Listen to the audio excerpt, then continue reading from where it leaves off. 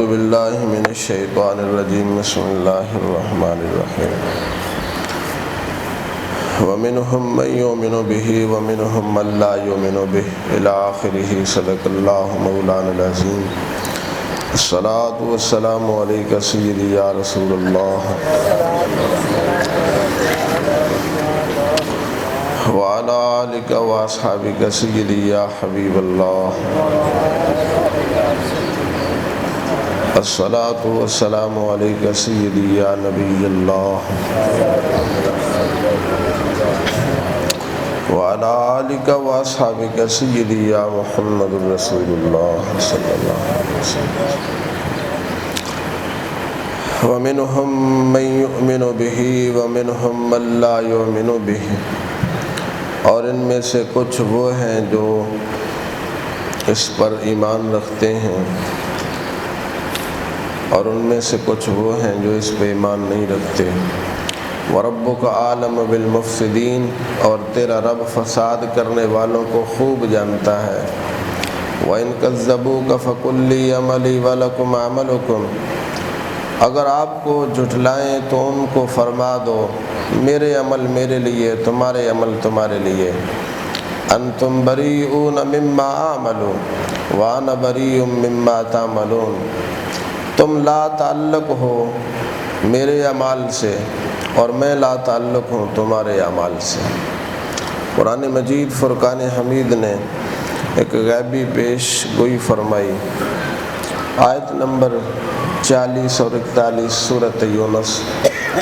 میرے حبیب صلی اللہ علیہ وآلہ وسلم، یہ کفار مشرکین جو آپ کو تنگ کرتے ہیں، اعتراضات کر کے دل اطہر کو تکلیف دیتے ہیں، ان میں سے کچھ ایسے ہیں جو آنے والے وقت میں آپ پر اسلام اور ایمان کو لے آئیں گے، کچھ ایسے ہیں جو اسی طرح ہی قائم رہیں گے، اس لیے کہ وہ ہٹ درم ہے، حسد ان کے دلوں میں ہے۔ حسد کی وجہ سے، ضد بازی کی وجہ سے وہ اپنے کفر اور شرک پر قائم رہیں گے۔ پھر ایسا ہی ہوا کہ جو نبی علیہ السلام کے جانی دشمن تھے، اسلام کے خلاف تلواریں چلاتے رہے، ایک وہ وقت آیا کہ محمد عربی صلی اللہ علیہ وسلم کے قدموں پر قربان ہو گئے۔ حضرت خالد بن ولید کی مثال ہے، حضرت ابو سفیان کی مثال موجود ہے، حضرت اکرمہ کی مثال موجود ہے، اور دیگر بہت سارے ایسے حضرات ہیں جو جانی دشمن تھے، جیسے حضرت واشی ہیں۔ حضرت امیر حمزہ کو دردناک طریقے سے شہید کیا تھا، لیکن بعد میں یہ بھی مسلمان ہو گئے، اور بھی بہت سارے ایسے حضرات ہیں۔ لیکن کچھ ایسے بدبخت ازلی تھے، سب کچھ آنکھوں سے حق حقیقت دیکھا، قرآن مجید فرقان حمید کی حقانیت ان کے سامنے تھی، لیکن اس کے باوجود مرد دم تک حسد کی وجہ سے غیر مسلم ہی رہے، جس طرح ابو لہب ہے، ابو جہل ہے، آخری وقت بھی اس نے تکبر اور غرور کے جملے بولے تھے۔ معلوم ہوا رسول اللہ صلی اللہ علیہ وبارک وسلم کو سچا سمجھنا، حق ان کو سمجھنا، یہ نجات اور ایمان کے لیے کافی نہیں ہے، بلکہ نبی علیہ السلام کو سچا مان لینا، اس چیز کا نام ایمان ہے۔ آج بہت سارے ایسے غیر مسلم ہندو ہیں، سکھ ہیں، عیسائی ہیں، آپ نیٹ پر بھی دیکھیں بھرا پڑا ہے، وہ نبی علیہ السلام کی بڑی بڑی نعتیں پڑھتے ہیں۔ سکھ غیر مسلم حضور علیہ السلام کی بڑی عالی شان نعتیں پڑھ رہے ہوتے ہیں، مرد حضرات نعتیں پڑھ رہے ہوتے ہیں، لیکن رہتے اسی اپنے سکھ مذہب پر ہیں، اسی ہندو مذہب کے اوپر رہتے ہیں، تو یہ نعتیں پڑھنا بیکار ہے، کچھ فائدہ نہیں ہے، اس لیے کہ سورج جب آب و تاب کے ساتھ چڑھا ہوا ہو تو اپنی حقانیت سب سے یہ منوا لیتا ہے۔ رسول کائنات صلی اللہ علیہ وبارک وسلم کی تعلیمات کو قبول کر لینا اور صدق دل سے آپ کی اتباع فرما برداری اپنے لیے ضروری سمجھنا، یہ ہے ایمان، اور اس کو کہتے ہیں نجات۔ جس کا یہ عقیدہ ہو جائے، دل میں محبت مصطفیٰ بیٹھ جائے، اس کو اللہ تبارک و تعالی نجات عطا فرمائے گا۔ مانگ لے ان سے چشم تر مانگ لے۔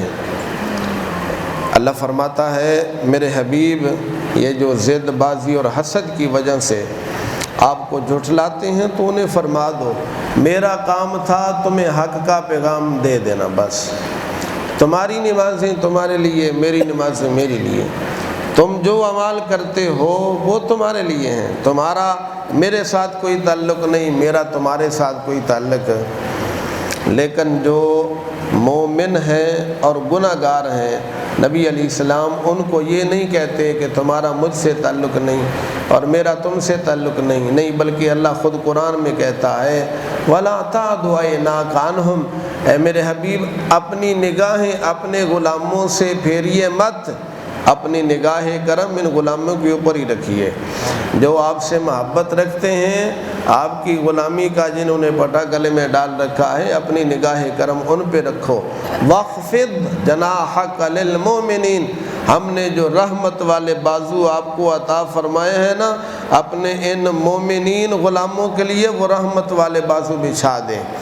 تو نبی علیہ السلام کا ان سے بڑا تعلق، بلکہ ایک جگہ پر تو اللہ تبارک و تعالی نے کمال ہی کر دیا، عزیز علیہ ما عنتم حریص علیکم بالمؤمنین رؤوف الرحیم۔ آیت کریمہ آپ پڑھ بھی سکتے ہیں۔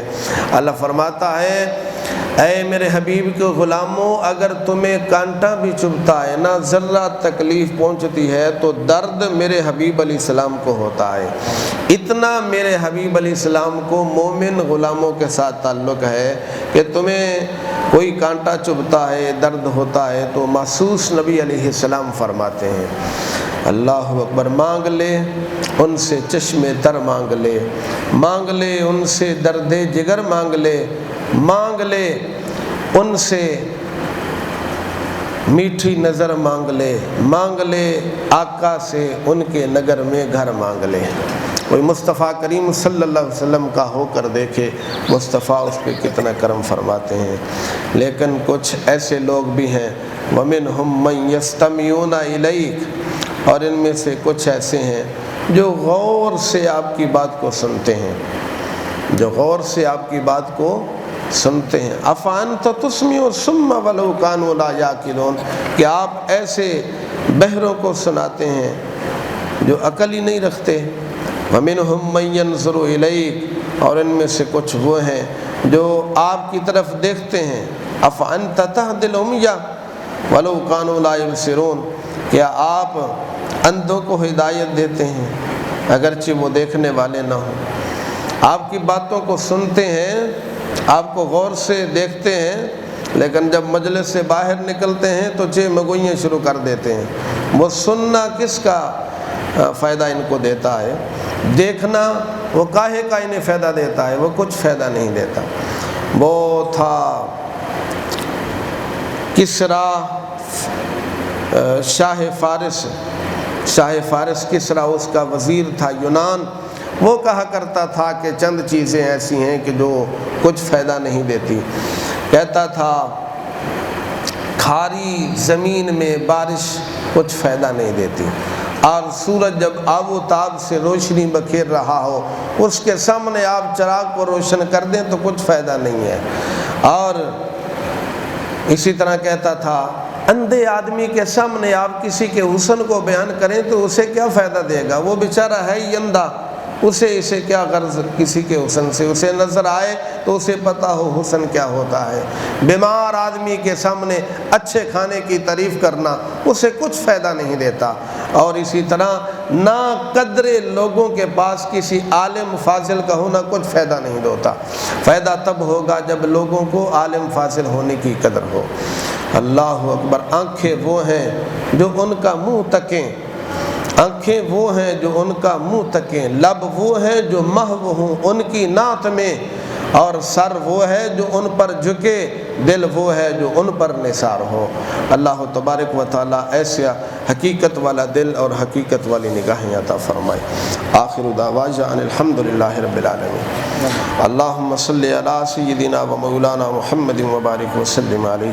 پروردگار ہم سب دی حاضرین و شرف قبولیت عطا فرما، ہر غلطی خطا دی معافی عطا فرما، سب دی پریشانیاں دور فرما، مشکلات نو آسان فرما۔ رب ذوالجلال عقائد و اعمال دی اصلاح عطا فرما، دنیا دی زندگی ہدایت والی، آخرت دی زندگی بخشش و مغفرت والی نصیب فرما۔ صلی اللہ تعالی علی خیر خلقہ محمد وعلی آلہ واصحابہ اجمعین، آمین و برحمتک یا ارحم۔